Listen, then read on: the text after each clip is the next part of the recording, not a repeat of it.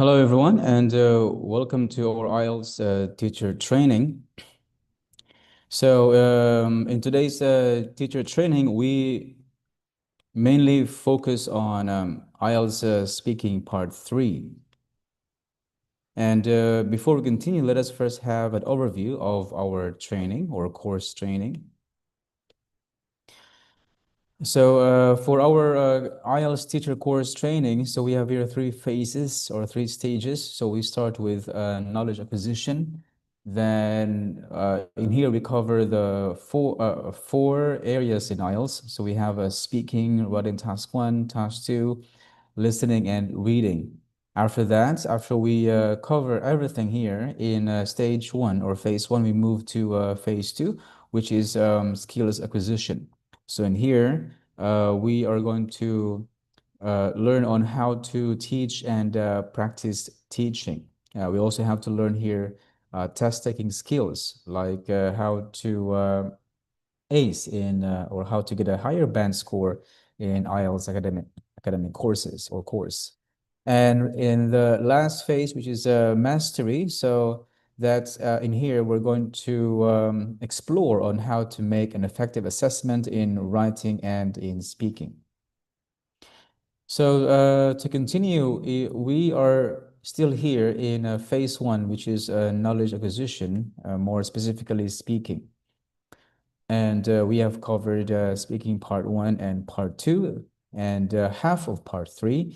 And today we're going to cover here speaking part 3, fluency and coherence. Now, let's have first a brief overview of what IELTS speaking is. Now, in IELTS speaking, there are 3 parts, and the total time for this entire test is around 11 to 13 minutes. So we have speaking part 1.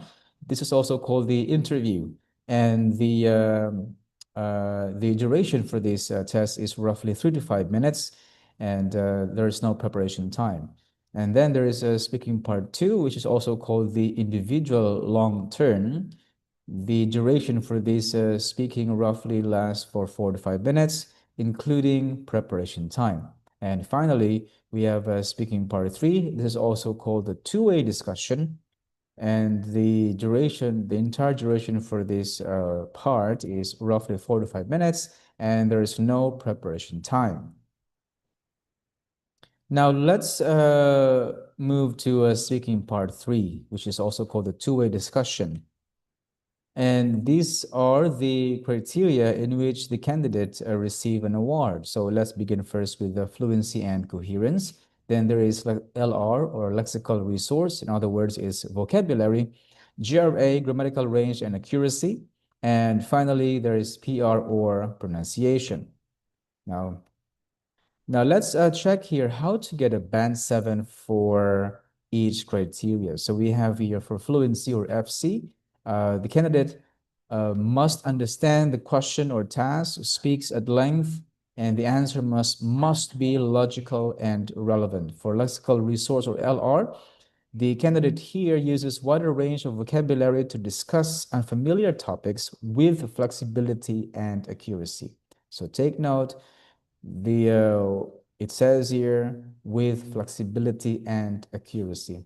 For GRA or grammatical range and accuracy, the candidate here uses combined simple and complex sentence structures with less frequent errors.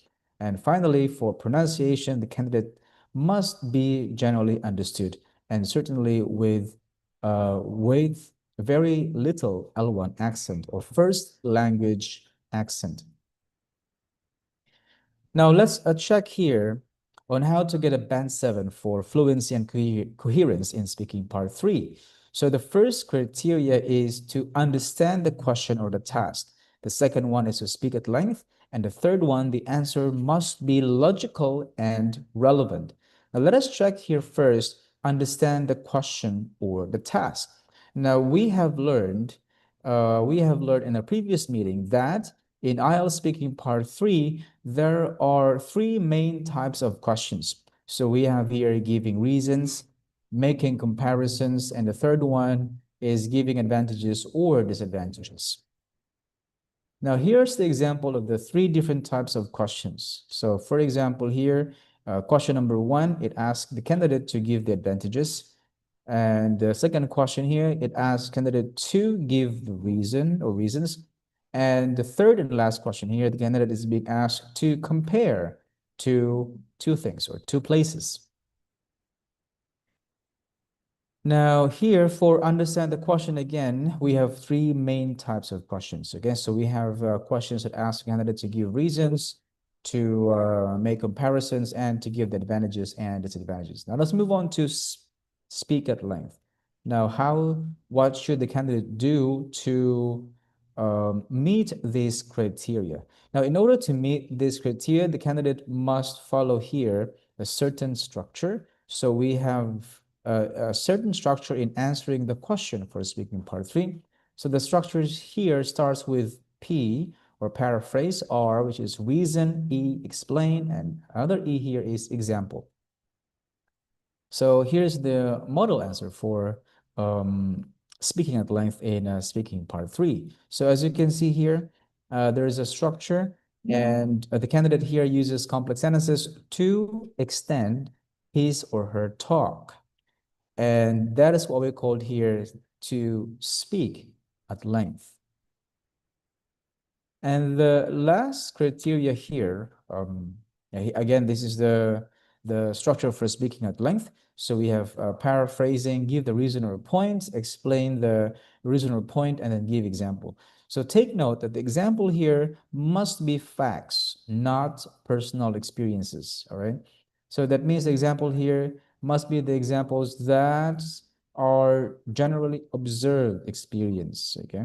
And not personal experiences. So how to paraphrase? Now there are only two main ways to paraphrase or in paraphrasing. So we have here the use of synonyms and changing the word function. So for using the synonyms, so we have an example here. We have two questions here. For example, why do people have a very strong bond to their hometown? So as you can see here, the model answer here uses synonym for reason. We have, in my view, bond, connection, and hometown, place. Okay, so the candidate here is using synonyms. The same way in speaking question number two, in what ways can people improve their hometown? So we have here the synonym for improve is betterment, okay, or improve their hometown, that contributes, all right? Do, okay, what can they do? So contribute. And hometown here, the candidate uses the synonym for that word, which is birthplace. And people here, the candidate here uses synonym, which is residence, okay? So that's how simple paraphrasing is. Okay, so again, for paraphrasing, that means the candidate here uses synonyms or just simply change the function of the word, okay? And again, for example, or for the last for E, all right, the last E, which is giving an example. So the example here must be generally observed experiences or facts. Okay, so take note, there shouldn't any personal experiences. All right. Now, to understand the again, this is how the candidate must speak at length. Okay.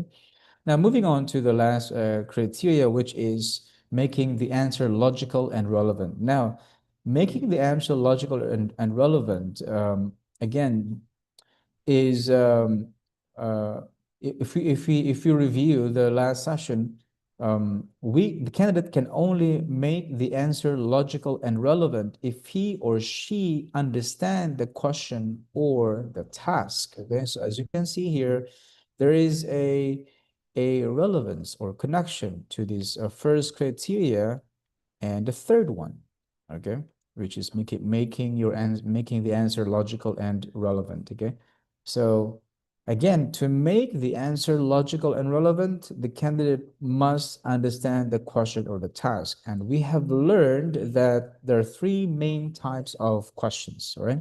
So we have giving reasons, making comparisons, and giving advantages or disadvantages, all right? Okay, so why is it so? How is understanding the question or the task is connected to the third criteria, which is making the answer logical and relevant? So as you can see here, to make your answer logical and relevant, one must effectively use transition words, or one must make the ideas flow smooth and coherent. Okay, so for example, here we have one apparent reason. So basically, the type of question here is giving reasons or asking for reasons. So which is why the main transition that is being used here is to give reasons. All right. So we have here one apparent reason is that, etc., etc. Now let's check here. Let's check here the type of question which is giving reasons. All right. So these are the three examples here. Uh, Example questions that ask the candidate to give reasons.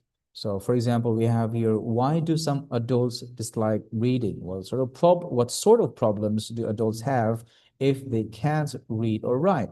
And how can people be encouraged to read more?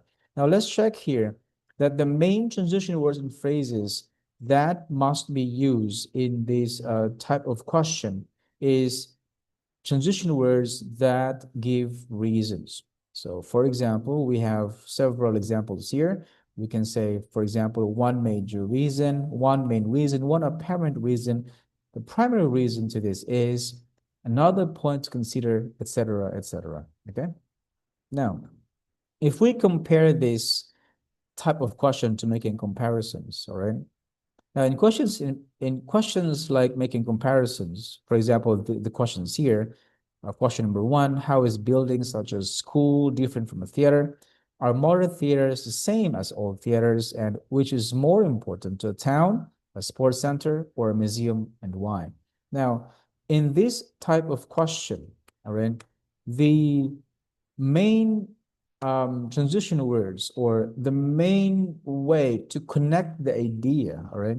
The main way to connect the idea or ideas is the use of complex sentences that shows contrasts. So for example, we have here um, uh, uh, words that shows contrast. So we have here, for example, even though, while, or whereas. So here's an example here. As you can see, if you compare this, if you compare the answer to the question about giving reasons, okay? We don't say here another reason, the first reason, and another point to consider is, etc., etc. Now, the candidate must simply give a direct comparison or contrast to what is being asked. Okay, so for example, the question here, how is building such a school different from a theater? So the example here, schools and theaters have tons of differences, and one biggest contrast is their purpose. Okay, so as you can see here in this type of question, the candidate didn't say um, first reason, didn't enumerate. Now, in other words, the candidate didn't enumerate, all right, the reasons for of their differences. So again, he or she has to give a direct answer to a direct comparison to things being asked. So for example, here, the candidate is being asked to compare building a school and a theater, right? So if you look at the answer here, we have the biggest contrast is their purpose. Now we use a complex sentence, whereas schools are mainly used for education, theaters are mainly designed for entertainment. So the answer is very direct, okay? Now, for example, at school, we mainly go there to study or to research, while in theaters, We go there to enjoy the performances of the artist. So these are the major differences of these two important buildings. Okay. So if you compare the answer to this question and the question about asking reasons or giving reasons, there's a big difference on the approach, all right? So one is enumerating the reason, and the other one is just giving a direct contrast to things that being asked. Okay. Now, the same way with a type of question which is giving advantages or disadvantages. Now, we also have to, or the candidate must also use more effectively on how to connect the ideas. And to do that, one has to simply use the transitional words and phrases or cohesive devices that shows, that gives, that enumerates, I would say, the advantages and the disadvantages. Okay. Example questions here like what are the advantages of ebooks? What are the advantages and disadvantages of having uniforms at work? What benefits can children gain from playing games with other children? And what benefits can one can get from collecting as a hobby, etc. So in here, the main transition words here is enumerating the pros and cons, or enumerating the benefits and drawbacks. And like questions that ask you to give reasons, you're going to enumerate the reasons by using cohesive devices or transition words to give reasons, right? But here, we're going to enumerate the candidate is going to enumerate the advantages and disadvantages of things being asked using the cohesive devices also that shows advantages and disadvantages. So for example, we have here, there are several advantages and disadvantages of something. The first main advantage of this is that, another benefit, etc. However, there are also disadvantages of something. The biggest drawback is, and so on and so forth. So as you can see, these are the three main types of questions. And the reason why we need to understand them, because it's much easier for the candidate to use cohesive devices. So the main cohesive device or transition words to be used in questions to give reasons are those that, of course, give reasons. For comparisons, we should give a direct answer by showing contrast or similarities between two things asked. And to do that, we are going to use here complex sentences that shows contrast. And finally, for questions about advantages and disadvantages, the candidate must simply have to use here transition words and phrases that shows benefits and drawbacks. Okay. So that is the main reason why,